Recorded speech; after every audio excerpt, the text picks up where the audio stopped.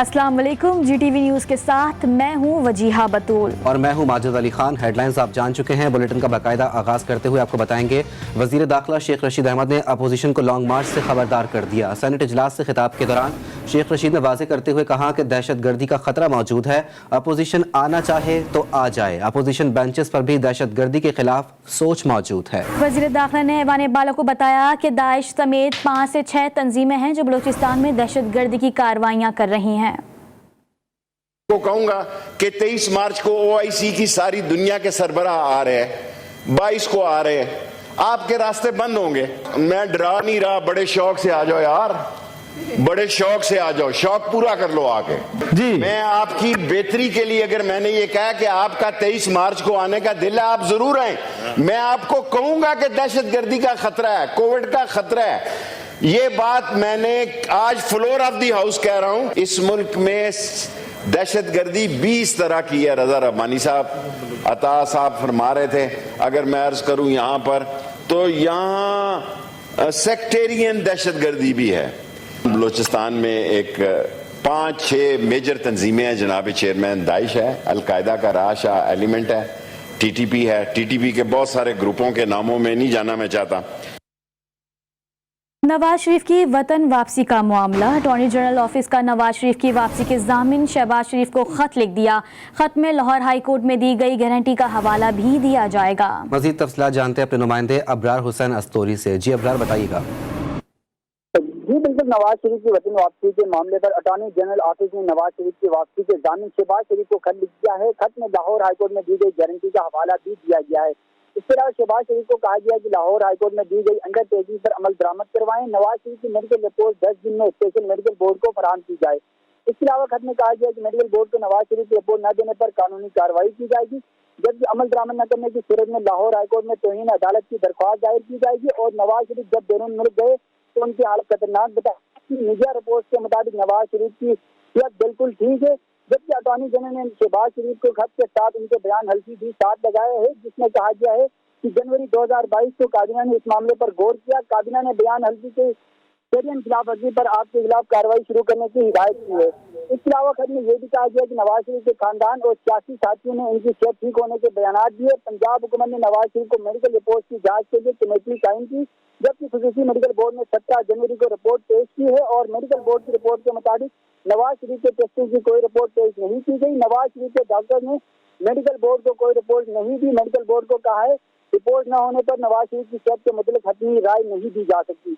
जबकि attorney general ने खत में यह भी कहा कि आपने नवाज शरीफ की मेडिकल रिपोर्ट न देकर बयान हल्की की खिलाफ वर्जी की है। आपने मेडिकल रिपोर्ट न देकर अदालती हुक्म की भी खिलाफ वर्जी की, जबकि लाहौर हाईकोर्ट से रिव्यू करने से अटॉर्नी जनरल ऑफिस का नवाज शरीफ की वापसी के जामिन शहबाज शरीफ को खत लिख दिया है। अबरार अस्तूरी, आप हमें अपडेट कर रहे थे, आपका शुक्रिया। शहबाज शरीफ का केस रोजाना की बुनियाद पर सुनना चाहिए। केस की समाअत भी बराह रास्त मीडिया पर नशर करनी चाहिए। आवाम को भी पता चले कि उन्होंने किस बेदर्दी से मुल्क को लूटा। वजीर इत्तलात फवाद चौधरी की प्रेस कॉन्फ्रेंस। कहा, नवाज शरीफ की नाअहली पर ऐसा लगा कि जैसे पाकिस्तान दोबारा ईस्ट इंडिया कंपनी के चुंगल से आज़ाद हुआ है। 3 बार का वजीर आजम कहता है कि इसके बच्चों पर मुल्क का कानून लागू नहीं होता। शहबाज शरीफ का मुकदमा जो है वो हम ये समझते हैं लाइव टेलीकास्ट होना चाहिए। अदालत के अंदर कैमरे लगाएं, लोग देखें शहबाज शरीफ का केस कि उनके ऊपर केस है क्या।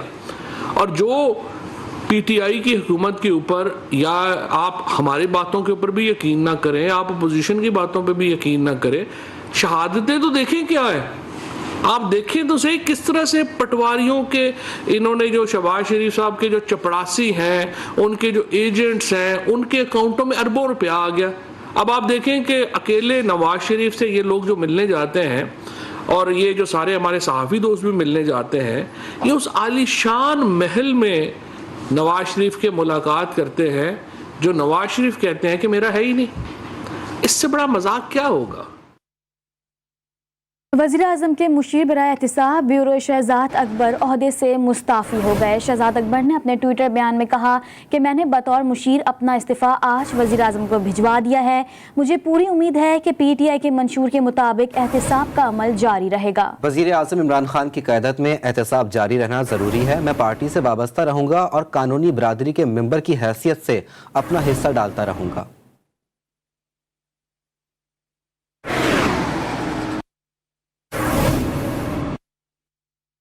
अफसोसनाक खबर आपको देंगे। लाहौर प्रेस क्लब के बाहर 2 मोटरसाइकिल सवारों की फायरिंग से सहाफ़ी हसनैन शाह जाँ बहक हो गया है। पुलिस की भारी नफरी मौके पर पहुंचकर तहकीकात शुरू कर चुकी है। फायरिंग से कैपिटल टीवी के क्राइम रिपोर्टर हसनैन शाह नामालूम अफराद की फायरिंग से हलाक हो गया है। मजीद तफसील जानते हैं वकार शौकत से। वकार, बताइएगा क्या अपडेट्स हैं आपके पास, क्या वजह बताई जाती है प्रेस क्लब के सामने कत्ल किया गया? आज बिल्कुल अफसोसनाक वाक़या जो है वो लाहौर प्रेस क्लब के बिल्कुल बाहर पेश आया है। मैं इस वक्त मौजूद हूँ लाहौर प्रेस क्लब के बाहर। यहाँ से चंद कदम के फासले पर जो है वो senior crime reporter Hasnain Shah को जो है वो 2 नामालूम अफराद की जानिब से फायरिंग करके कत्ल कर दिया है। पुलिस की भारी नफरी अभी मौका पर पहुँच चुकी है। मेरे साथ इस वक्त मौजूद हैं पंजाब यूनियन ऑफ जर्नलिस्ट के सदर कमर जमान भट्टी साहब। अच्छा, क्या वाक़या देखने में मिला, आप कहाँ पर मौजूद थे और अचानक से ये क्या जो है वो वाक़या पेश आया? साहब बरादरी पर एक मरतबा फिर से जो है वो कातलाना हमला हुआ है। हाँ जी बिल्कुल, उस वक्त जिस वक्त ये वाक़या हुआ हम प्रेस क्लब के अंदर ही मौजूद थे। सारे दोस्त जिस तरीके से हम यहाँ पे लॉबी में बैठते बाहर अहाते में तो बैठे थे, तो अचानक फायरिंग की आवाज़ आई तो हम बाहर निकले तो बाहर देखा ट्रैफिक जैम है। तो ट्रैफिक जैम जब देखी तो हम उस तरफ भागे। नेचुरली हमें लगा कि फिर ये कोई ना कोई ऐसा वाक़या ही फायरिंग जो है किसी को टारगेट किया गया। जब करीब गए तो एक गाड़ी जो थी, 2 गाड़ी आगे थी, उसके सिग्नल बंद था और 2 गाड़ियाँ आगे थी, उसके पीछे गाड़ी ये मौजूद थी। जब हमने इसको देखा करीब जाके तो पहले नहीं अंदाज़ा हुआ, लेकिन फिर जाके एक साथी ने देखा, उसने बताया कि ये क्राइम रिपोर्टर हसनैन शाह लग रहा। फिर मैं गया करीब, मैंने भी देखा कि क्राइम रिपोर्टर हसनैन शाह ही था। फिर हमने ज़ाहिर है करीब पुलिस को भी बताया कि ये हमारा साथी है जो गोलियों का शिकार। बरादरी इस वक्त एहतजाज के मूड में, पुलिस ने अभी तक क्या किया? पहली बात तो ये है कि ये इंतहाई अफसोसनाक वाक़या जब हुआ तो वो सांसें ले रहा था हसनैन शाह, लेकिन कोई उसको प्रॉपर्ली रेस्क्यू नहीं किया जा सका। 10 से 15 मिनट लग गए, उस वक्त तक भी जो है रेस्क्यू की गाड़ी नहीं आई और इस दौरान वहीं पे उसने मौके पे तड़प के जान दे दी। तो ये एक टारगेट किलिंग का बड़ा खुलेआम वाक़या है। इसको नेचुरली पुलिस के लिए भी टेस्ट केस है। सहाफ़ी कम्युनिटी ये समझती है कि अगर लाहौर जैसा शहर जहाँ पे सेफ सिटी है और ये पूरा इलाका सेफ सिटी है, इस इलाके में हर जगह एक एक चप्पे चप्पे की जो कैमरे से कवरेज हो रही है, उस वहाँ पे चौक में भी मुकम्मल तौर पे सेफ सिटी के कैमरे भी हैं। तमाम जितने भी इर्द गिर्द के होटल्स हैं, दुकानें, उनके भी कैमरे मौजूद हैं। तो प्रॉपर तरीके से इसको देखा जा सकता है। अब अगर इसके मुल्ज़मान अभी तक गिरफ्तार नहीं होते तो ये पुलिस की और इंतजामिया की मुकम्मल तौर पे नाअहली होगी। हम ये समझते हैं कि 24 घंटे के अंदर अंदर, बल्कि आज ही ये मुल्ज़मान जो हैं फौरी तौर पे गिरफ्तार होने चाहिए, इनको कैफरे किरदार तक पहुँचाना चाहिए। और अगर ये पुलिस ऐसा कुछ नहीं करती तो फिर हम ये समझेंगे कि पुलिस भी इन माफियाज़ के साथ मिल के जो है इस तरह की टारगेट किलिंग में इन्वॉल्व होती है। और हमारा ये मुतालबा है कि फौरी तौर पर मुल्ज़मान को जो है गिरफ्तार किया जाए, उनके खिलाफ कार्रवाई की जाए और उसको कैफरे किरदार तक पहुँचाया जाए। और अगर नहीं तो नेचुरली पूरे लाहौर ही नहीं पूरे पाकिस्तान के सहाफ़ी इस वाक़े के ऊपर सरापा एहतजाज है। और लाहौर में सहाफ़ियों ने टोकन एहतजाज किया है।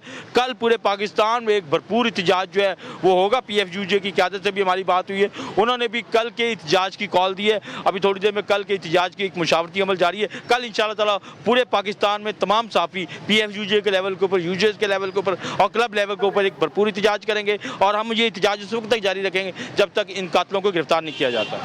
बिल्कुल, जैसा कि आपने सुना कि कातलों की गिरफ्तारी तक जो है वो सहाफ़ी बरादरी ने जो है वो एहतजाज का ऐलान कर दिया है। इनका ये कहना है कि जिस तरह से सरेआम जो है वो कत्ल का वाक़या पेश आया, इस पर अफसोस का इजहार करते हैं। दूसरी जानिब जो है वो IG पंजाब समेत जो है वो सीनियर अफसरान की जानिब से जो है इस वाक़या का नोटिस भी लिया गया है। पुलिस की जानिब से कार्रवाई का अमल जारी है। इसके साथ साथ ये बताया जा रहा है कि 2 नामालूम अफराद की फायरिंग जब वाक़या पेश आया तो सहाफ़ी बरादरी। अच्छा वकार, ये बताइएगा कि सहाफ़ी हसनैन शाह को कोई थ्रेट्स भी मौजूद थे और पुलिस की इब्तदाई तहकीकात में क्या चीज़ सामने आ सकी है? आज बिल्कुल पुलिस की जानिब से अभी तक जो है वो शवाहिद इकट्ठे किए गए हैं। लाश को मुर्दा खाना मुंतकिल किया गया है। पुलिस का कहना है कि जल्द मुल्ज़मान को गिरफ्तार कर लिया जाएगा। चूँकि फायरिंग के वाक़या के दौरान जब वाक़या पेश आया उसमें ये बताया जा रहा है कि तकरीबन 10 के करीब जो है वो फायर चलाए गए, जिनमें से जो उन्हें फायर लगे वो मौका पर तो जांबाग नहीं हुए, लेकिन उनकी सांसें चल रही थी जब जो है वो सहाफ़ी बरादरी और रेस्क्यू की टीमें मौका पर पहुंची। लेकिन जो है वो फायरिंग की वजह से वो जांबर ना हो सके। पुलिस की जानिब से जो है वो तफ्तीश का अमल जारी है। पुलिस का कहना है बहुत शुक्रिया वकार शौकत, अपडेट कर रहे थे। लाहौर प्रेस क्लब के बाहर 2 मोटरसाइकिल सवारों की फायरिंग से सहाफ़ी हसनैन शाह जाँ बहक हो गया है। पुलिस की भारी नफरी मौके पर पहुंचकर तहकीकात शुरू कर चुकी है। लाहौर धमाके से मुतालिक आपको अपडेट करेंगे। लाहौर के इलाके नारकली में होने वाले धमाके की तफ्तीश में पेश रफ्त सामने आ गई है। तफ्तीशी ज़राए के मुताबिक धमाके में मुलव्विस शख्स डिवाइस रखने के बाद रक्शे पर बैठा दहशतगर्द को लारी अड्डा तक ले जाने वाला रक्षा ड्राइवर को भी हिरासत में ले लिया गया है। इसी हवाले से मजीद जानते हैं ब्यूरो चीफ लाहौर अब्बास नकवी से। जी अब्बास। जी बिल्कुल, अनारकली धमाके की तफ्तीश में अहम पेशरफ्त सामने आई है और तफ्तीशी जराये का ये कहना है कि धमाके में मुलविस शख्स जो है वो डिवाइस रखने के बाद रिक्शे में बैठा था और रिक्शा ड्राइवर ने दहशतगर्द को लारी अड्डे के करीब उतारा। जराये का ये भी कहना है कि लारी अड्डा उतरने के बाद दहशतगर्द कैमरों की रेंज में नहीं आया और दहशतगर्द की लारी अड्डे तक मूवमेंट जो है वो कैमरों से ट्रेस कर ली गई है। जबकि इसके साथ ये भी कहा जा रहा है कि दहशतगर्द को लारी अड्डा तक ले जाने वाले रिक्शा ड्राइवर को हिरासत में ले लिया गया है, लेकिन रिक्शा ड्राइवर का धमाके में मुलविस होने का कोई भी सबूत नहीं मिला और इस हवाले से मजीद तहकीकात जो है वो की जा रही है। दहशतगर्द को लारी अड्डा ले जाने वाला रक्षा ड्राइवर जेरे हिरासत है। ब्यूरो चीफ लाहौर अब्बास नकवी, आप हमें अपडेट कर रहे थे, आपका शुक्रिया। रुख करेंगे कराची का अब्बासी शहीद अस्पताल में मेडिकल लीगल अफसरान के बदउनवानियों में मुलविस होने का इंकशाफ सामने आ गया है। एडिशनल पुलिस सर्जन और मेडिकल लीगल ऑफिसर और प्राइवेट बैटर की इंटेलिजेंस रिपोर्ट पुलिस हुकाम को मौसूल हो गई है। रिपोर्ट में दहशतगर्दों को जाली मेडिकल रिपोर्ट बनाकर देने का खदशा भी जाहिर किया गया है। इसी पर बात करते हैं अली रजा से। अली बताइएगा क्या तफसीलात हैं आपके पास?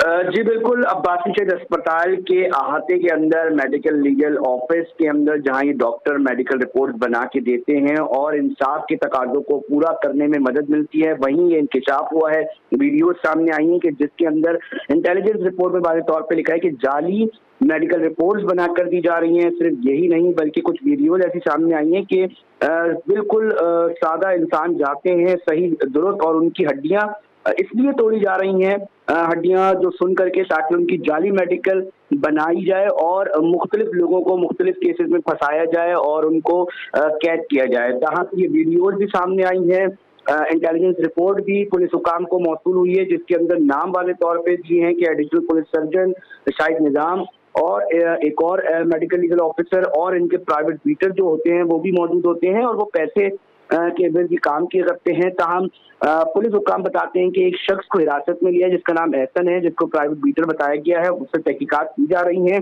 बहुत ही अहम ये चीजें सामने आई हैं जिसके ऊपर मुताल्लिका इदारों को सख्त नोटिस लेने की जरूरत है, क्योंकि इससे बहुत सारे केसेस खराब होने के जो है वो भी मामला सामने आए। ताहम अब तक हम ये देख रहे हैं कि वाज़ेह तौर पे कोई मुकदमा दर्ज नहीं हुआ और तहकीकात और तफ्तीश तो की जा रही है। एक शख्स को हिरासत में लिया है और ये वीडियो जो है वो हौलनाक हैं, जिसके अंदर वाज़ेह तौर पे देखा जा सकता है कि अब्बासी शहीद अस्पताल के अहाते में एक शख्स की सिर्फ इसलिए उंगली तोड़ी जा रही है ताकि किसी एक शख्स को मुकदमे और उसके अंदर फंसाया जाए, क्योंकि ये सबूत के तौर पे मेडिकल लीगल रिपोर्ट जो है वो अदालत में पेश की जाती है और जब ऐसे मेडिकल रिपोर्ट्स बनाई जाएंगी तो अंदाजा लगाया जा सकता है कि कितने मासूम लोगों को जो है वो मुख्तलिफ केसेस के अंदर क्या क्या भुगतना पड़ सकता है। ताहम हुक्काम से जो है वो शहरी और मुख्तलिफ लोग जो यही अपील करने पर मजबूर हो रहे हैं कि ऐसे मामला करें, ऐसे हिकमत नहीं बनाए, क्योंकि मैं वादे करता चलूँ कि जी इससे कबल भी जो रिश्वत खोरी की जो वीडियोज है मुबीना तौर पे जो जाली मेडिकल बनाई जाती है उसकी भी वीडियोज सामने ला चुका है और अभी भी स्क्रीन पर नाज़रीन देख रहे होंगे कि किस तरह ये पैसे लिए जा रहे हैं और मुख्तलिफ केसेस के अंदर जो है लोगों को जाली मेडिकल रिपोर्ट्स बनाकर जो है वो दी जा रही हैं और इसके अंदर जो इंटेलिजेंस रिपोर्ट है इसमें ये भी खदशा जाहिर किया गया है। अच्छा अली, क्या मालूम हो सका है कि कितने अफसरान हैं जो बदउनवानियों में मुलविस हैं?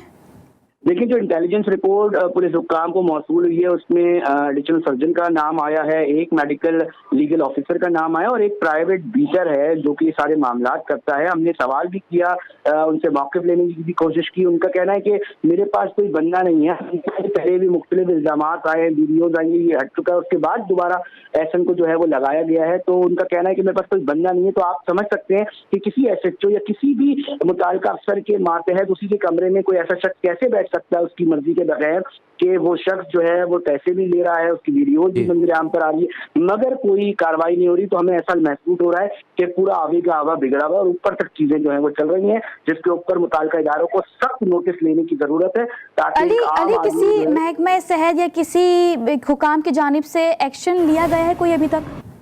जी, मैं आपको बता रहा हूँ और नाज़रीन को भी बताता चलूँ कि ऐसा एक्शन जो है जो कि लेना चाहिए महकमा सेहत की जानिब से, उनकी तरफ से कोई वाज़ेह कोई एक्शन नहीं लिया गया है। दूसरी जानिब अगर हम पुलिस की, डिस्ट्रिक्ट पुलिस की बात करें तो हमने कल भी राब्ता किया था एसएसपी से और डीआईजी से। तो डीआईजी तो सऊदी अरब में है, ताहम एसएसपी का कहना है कि हमने एक शख्स को हिरासत में लिया है नाज़िमाबाद में, उससे तहकीकात की जा रही है। इस हवाले से इंटेलिजेंस रिपोर्ट, खुफिया रिपोर्ट होती है जो कि मुख्तलिफ जगहों पर स्पेशल ब्रांच बना के देती है जहाँ पर बदगुमानी और मुख्तलिफ ऐसे केसेस हो रहे होते हैं। हम वो स्पेशल रिपोर्ट खुद पुलिस का इदारा ही बनाता है और उससे मुख्तलिफ मुताल्लिका इदारों को भी वो इंटेलिजेंस रिपोर्ट मौसूल हुई है। एक ही शख्स हिरासत में, इस पर तहकीकात जरूर होनी चाहिए, क्योंकि इंटेलिजेंस रिपोर्ट के अंदर खुद ये लिखा है वाज़ेह तौर पे कि कोई भी दहशतगर्द या पुलिस मुकाबले का मुलजिम इलाज करवा के बगैर कानूनी कार्रवाई से यहाँ से निकल सकता है। ये खदशा जाहिर किया उस रिपोर्ट के अंदर। तो यकीनी तौर पे ये एक इम्पोर्टेंट इशू है, एक अहम मसला है जिसके ऊपर, संगीन नौयत का मसला है जिसके ऊपर मुताल्लिका इदारों ठीक है, को। बहुत शुक्रिया अली रजा, आप हमें अपडेट कर रहे थे।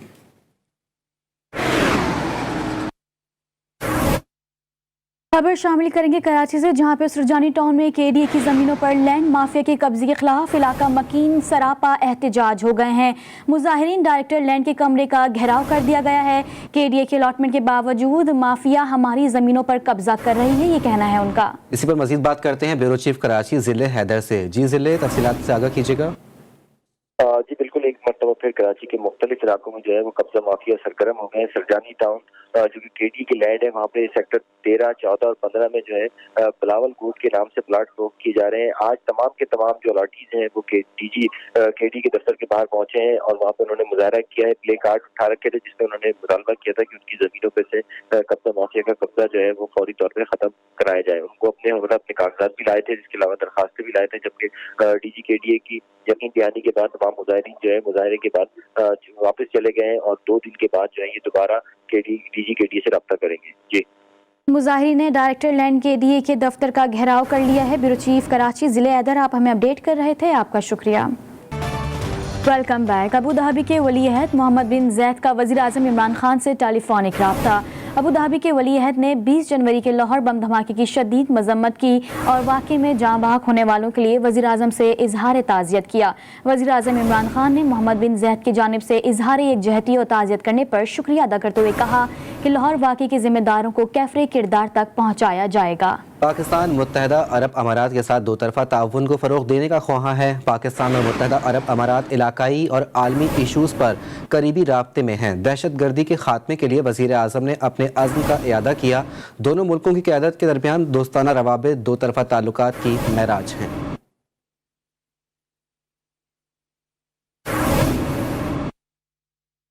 और यहाँ आपको बताएं, वज़ीर आज़म इमरान खान की ज़ेर सदारत तहरीक इंसाफ की सेंट्रल एग्जीक्यूटिव कमेटी का इजलास हुआ। ज़राए के मुताबिक इजलास में बल्दियाती इंतखाबात से मुतालिक उमूर पर गौर किया गया और बड़े शहरों के मेयर्स के नामों पर मुशावरत भी की गई। इसी पर बात करते हैं ब्यूरो चीफ इस्लामाबाद मतीन हैदर से। मतीन, अपडेट कीजिएगा। जी बिल्कुल, वज़ीर आज़म इमरान खान ने आज बहुत सारी पॉलिटिकल मीटिंग्स की, जिसमें सबसे अहम पाकिस्तान तहरीक इंसाफ की सेंट्रल एग्जीक्यूटिव कमेटी का इजलास है। इसमें बल्दियाती इंतखाबात के बाद अगले मरहले पर जहां जहां पार्टी ने अक्सरियत हासिल की है जिन शहरों में, उनके लिए मेयर के नामों के ऊपर इत्तेफाक किया गया। इसके साथ साथ मुल्क की सियासी सूरत हाल पर तबादला ख्याल किया गया। पार्टी के जो पॉलिटिकल चैलेंजेस हैं इन पर तबादला ख्याल किया गया और जो अपोजिशन की जानिब से लॉन्ग मार्च किया जा रहा है इस पर भी गौर व फौज किया गया। इसके साथ साथ वज़ीर आज़म ने एक और पॉलिटिकल मीटिंग में वज़ीर आज़म के मामले खसूसी और एडवाइजर शहजाद अकबर के इस्तीफे के हवाले से भी मुशावरत की। वज़ीर आज़म ने शहजाद अकबर का इस्तीफा मंजूर कर लिया है और अब इनकी जगह तैनाती के लिए मुख्तलिफ नामों पर गौर व फौज किया जा रहा है। जी ठीक है, बहुत शुक्रिया ब्यूरो चीफ इस्लामाबाद मतीन हैदर, आप हमें अपडेट कर रहे हैं।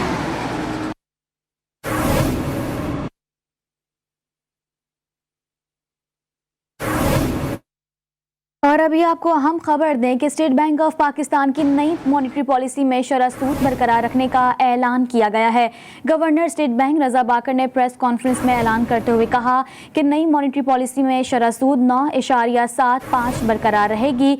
गवर्नर स्टेट बैंक ने कहा कि हमारी ग्रोथ मुस्तहकम है। नवंबर और दिसंबर में महंगाई नहीं बढ़ी। फाइनेंस सप्लीमेंट्री एक्ट पास होने से बजट खसारा मजीद कम होगा। मिनी बजट से माली खसारा कम होगा और खसारा कम होने से तलब के जोर में भी कमी आएगी। तलब काबू में रहेगी तो महंगाई की रफ्तार भी कम होगी। तो हमारी दिसंबर की मीटिंग थी, उसमें हमने ये कहा हुआ था कि अभी अपना नियर टर्म में तो हम मॉनेटरी पॉलिसी सेटिंग्स को तकरीबन वही देख रहे हैं जो उस वक्त हमने फैसला किया था, लेकिन उसके बाद जो रियल इंटरेस्ट रेट्स हैं फॉरवर्ड लुकिंग बेसिस पे, उसमें शायद मज़ीद इजाफा करने की ज़रूरत हो ताकि वो माइल्डली पॉजिटिव हों। इस मॉनेटरी पॉलिसी स्टेटमेंट में जो एक अहम खबर है वो ये है कि क्योंकि अभी हुकूमत ने एक फाइनेंस सप्लीमेंट्री एक्ट पास किया है और इससे जो है हमारा जो माली खसारा है वो और कम होएगा और डिमांड ग्रोथ जो है उस पे और मॉडरेशन आएगी। तब्दीली सरकार का बिजली की कीमतों में एक बार फिर इजाफे का फैसला। हुकूमती दरख्वास्त पर नेपरा में समाअत मुकम्मल हो गई। चेयरमैन नेपरा ने वजारत तवानाई हुकाम से कहा, हमने टैरिफ मुकर्रर कर दिया, अब सब्सिडी ख़त्म करें या कीमतों में इजाफा फैसला आपका ही होगा। नेपरा दरख्वास्त का तफसीली जायजा लेने के बाद फैसला जारी करेगी।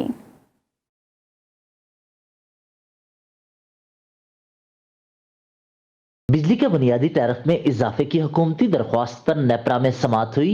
वजारत तवानाई हुकाम ने कहा कि बिजली की कीमतों में रद्दोबदल का फेज 2 ला रहे हैं। फेज 2 का मकसद IPPs रिमूवल और सब्सिडी का खात्मा है। फेज 1 का नोटिफिकेशन अक्टूबर में जारी हुआ था। सार्फिन पर यकदम बोझ नहीं डालना चाहते।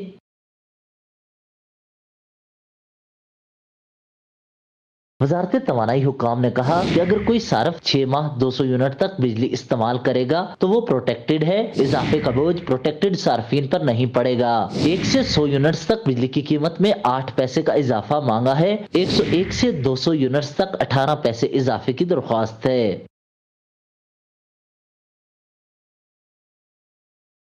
चेयरमैन नेपरा ने कहा कि हम यहाँ सिर्फ सार्फिन के तहफ़्फ़ुज़ के लिए बैठे हैं। नेपरा ने टैरिफ मुकर्रर कर दिया। फैसले सियासी हुकूमत के होते हैं। अब सब्सिडी खत्म करें या कीमतों में इजाफा, फैसला आपका ही होगा। वजारत खजाना से कहा है कि मेहरबानी करें, ये कोई टैक्स इकट्ठा करने वाला अदारा नहीं। चेयरमैन नेपरा ने कहा कि हुकूमती दरख्वास्त का तफसीली जायजा लेने के बाद फैसला जारी करेंगे। जिस सार्फ का बिल बढ़ेगा वो क्यों कर अच्छा महसूस करेगा। अगर हम टैक्सेस को खत्म नहीं करते, कम करते हैं तो सार्फिन को रिलीफ मिलेगा। तारीख रकम हो गई। Justice Ayesha Malik supreme court की पहली खातून जज बन गईं। सुप्रीम कोर्ट में तकरीब हलफबरदारी के दौरान चीफ जस्टिस गुलजार अहमद ने जस्टिस आयशा मलिक से हलफ लिया। वज़ीर आज़म इमरान खान ने अपने ट्विटर पैगाम में जस्टिस आयशा मलिक को पहली खातून जज बनने पर मुबारकबाद देते हुए नेक ख्वाहिशात का इजहार किया है। तफसीलात इस रिपोर्ट में।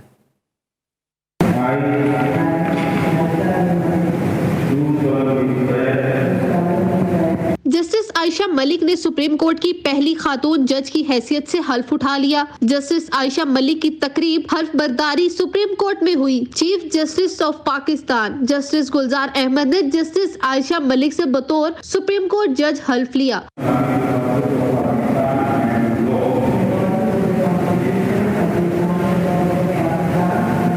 तकरीब हल्फ बर्दारी में जजेस, वुकला, अदालती स्टाफ और मीडिया के नुमाइंदों ने शिरकत की। जस्टिस आयशा मलिक की तकरीब हल्फ बर्दारी के मौके पर मीडिया से गुफ्तगू में चीफ जस्टिस गुलजार अहमद ने कहा कि जस्टिस आयशा मलिक अपनी काबिलियत की बुनियाद पर जज बनी है। हम किसी चीज का क्रेडिट नहीं लेंगे। नहीं, क्रेडिट किसी चीज का नहीं है। सर, क्या कहना चाहेंगे? मतलब first time in the history of Pakistan ऐसा हुआ। टू बिकम ए जज of the supreme court chief. Justice Ayesha Malik 3 जून 1966 में पैदा हुई। उन्होंने कानून की तालीम हासिल करने के बाद 1997 में वकालत शुरू की। जस्टिस आयशा मलिक 27 मार्च 2012 को बतौर जज लाहौर हाई कोर्ट तैनात हुई, जहां तकरीबन 10 साल फराइज सर अंजाम दिए। जुडिशल कमीशन ने 6 जनवरी को जस्टिस आयशा मलिक की सुप्रीम कोर्ट में तैनाती की सिफारिश की थी। खबरों के सिलसिले को आगे बढ़ाते हुए आपको बताएं, यूरिया खाद की अदम दस्तयाबी के खिलाफ पीपल्स पार्टी ने मलीर के किसानों के साथ रैली निकाली। रैली में सैकड़ों कारकुनान ने शिरकत की। शुरका ट्रैक्टर ट्रॉली में सवार होकर खुदादाद कॉलोनी पहुंचे। रैली के शुरका से खिताब करते हुए वजीर इत्तलात सिंध सईद गनी का कहना था कि ऐसी वफाकी हुकूमत मुल्क की तारीख में कभी नहीं आई। वज़ीर आज़म कहते हैं कि इक़्तिदार से हट कर वो ख़तरनाक साबित होंगे। मैं कहता हूँ कि इक़्तिदार में रहकर वो अवाम के लिए आज़ाब साबित हो रहे हैं। 27 फरवरी को बिलावल की क़यादत में इस्लामाबाद की जानिब चलेंगे तो हुकूमत का चल चलाओ शुरू हो जाएगा। Welcome back. पेशावर में कोरोना वायरस का फैलाव, 8 इलाकों में स्मार्ट लॉकडाउन नाफिज कर दिया गया है। इसी पर बात करते हैं अपने नुमाइंदे अब्दुल रहमान से। जी अब्दुल रहमान, क्या अपडेट्स हैं? जी बिल्कुल, कोरोना वायरस का फैलाव के लिए पेशावर शहर के 8 इलाकों में स्मार्ट लॉकडाउन नाफिज कर दिया गया है। दिल्ली इंतजामिया ने स्मार्ट लॉकडाउन का जो नोटिफिकेशन है वो जारी कर दिया है। पेशावर, हैदराबाद, फेज 3, फेज 6, इसके अलावा वर्सक रोड की इलाके है, 8 इलाकों में स्मार्ट लॉकडाउन नाफिज कर दिया गया है। अब्दुल रहमान हमें अपडेट कर रहे थे, आपका शुक्रिया। तो दूसरी जानिब कोरोना वायरस के बढ़ते केसेस के पेश नज़र मर्दान के इलाके लेबर कॉलोनी में 10 दिन के लिए स्मार्ट लॉकडाउन नाफिज कर दिया गया। डिप्टी कमिश्नर मर्दान हबीबुल्ला आरिफ ने इस हवाले से नोटिफिकेशन जारी कर दिया है।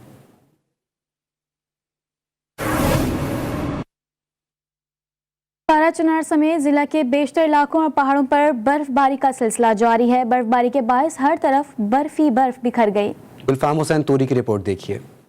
पारा-चनार समेत जिला के बेशतर इलाकों और पहाड़ी सिलसिलों पर बर्फबारी का सिलसिला जारी है, जिससे हर तरफ चांदी चांदी हो गई है। पारा-चनार सिटी पर 4 इंच, जबकि कोही सफेद के दामन के देहात और मुख्तलिफ मकामात पर 1 फीट से लेकर 2.5 फीट तक बर्फ पड़ी है। मकामी और गैर मकामी सयाह बर्फबारी से लुत्फानंदोज हो रहे हैं। एनवायरनमेंट इनको टूरिज्म के हवाले से थोड़ा बेहतर करना चाहिए ताकि इधर लोग आएं, ठहरें। रेस्ट हाउस बनाने चाहिए, ज्यादा से ज्यादा होटलिंग का इधर सिस्टम अच्छा हो ताकि लोग इधर आके खुश हों और इंजॉय करें। गुज़िश्ता साल की कम बर्फबारी की वजह से साल 2021 में गर्मी की शिद्दत भी काफी बढ़ गई थी और पानी के ज़खायर में भी कमी वाक़ई हुई थी। बर्फबारी में अगर इलाके को हुस्न को 4 चांद लग जाते हैं तो दूसरी तरफ पानी की ज़खायर में भी इजाफा हो जाता है। गुलफाम हुसैन तूरी, GTV न्यूज़, पारा-चनार।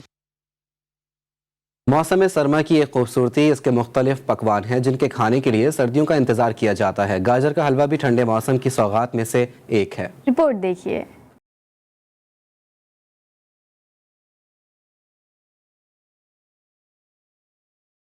मौसमी सरमा की खास सौगात गर्मा गर्म गाजर का हलवा, जो हर एक का मन पसंद है। ठंडी मौसम में इसी खाने की जरूर फरमाइश होती है। सर्दी बढ़ने के साथ लजीज गाजर हलवे की मांग भी बढ़ जाती है। और मौसम सर्दी के ये तोहफे हैं, ये गाजर का हलवा हो गया, समोसा हो गया, अमरसा हो गया, ये लोग बहुत शौक से घरों यहाँ भी खाते हैं और घरों के लिए भी लेके जाते हैं। फैमिली के पैक पर वाह के साथ लेके जाते हैं। गाजर दूध और खुश्क मेवाजात से बना गाजर का हलवा हर किसी का पसंदीदा खुराक होता है। शहरी कीमत की परवाह की बगैर गाजर के हलवे से मजे लेते हैं। ये खुश्क मेवाजात में और दूध में बनता है, इसमें खाने में बहुत मजा आता है और सर्दी भी बहुत ज्यादा है। गाजर खालिस दूध और खुश्क मेवाजात से तैयार होने वाला हलवा सेहत के लिए भी मुफीद है। कैमरामैन हसन खुर्शीद के साथ अब्दुल रहमान, GTV न्यूज़, पेशावर।